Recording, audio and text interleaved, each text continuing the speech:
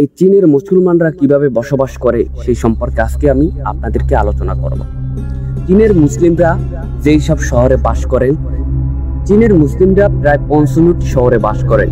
এর বাইরেও অনেক শহরেই তারা বাস করেন, কারণ 55টি হলো সরকারি অনুমোদিত। এর ভিতরে সবচেয়ে সুন্দর জায়গা বান্দর শহর।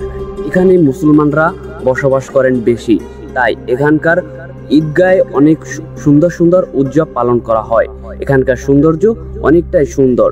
পৃথিবীর ভিতরে সবচেয়ে সুন্দর জায়গা চীনের এই মুসলমানরাই বসবাস করেন, তাই এখানকার মুসলমানরা অনেকটাই ভালো আছেন।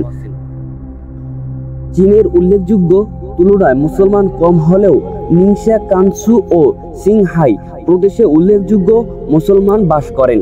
তবে এই শহরগুলোই হলো চীনের সবচেয়ে বড় উন্নত। চীনদের এখানকার জনসংখ্যা কম থাকার কারণেও তবে তারাই এই শহরটি উন্নত করেছেন।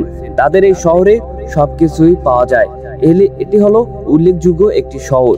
পৃথিবীর ভিতরে সবচেয়ে সুন্দর স্থান হলো এই জায়গাগুলি। চীনের বান্দর শহরটি হলো দূর দূরান্ত থেকে, যেমন অন্য দেশ থেকে ওইখানকার যেই আত্মীয়স্বজন আছে তাদের ওইখানে তারা বসবাস করতে পারবেন। তার জন্যই তাদেরকে বলা হয় বান্দর শহর। এই শহরটিতে যে কোনো মানুষই বসবাস করতে পারে। নিংসিয়া শহরটি সবচেয়ে বেশি উন্নত। এখানকার মানুষরা এখানে বড় ধরনের উৎসব আয়োজন করে থাকে, তাই অন্যান্য প্রদেশ থেকে এখানকার সৌন্দর্য উপভোগ করতে আসে ঈদগাহে।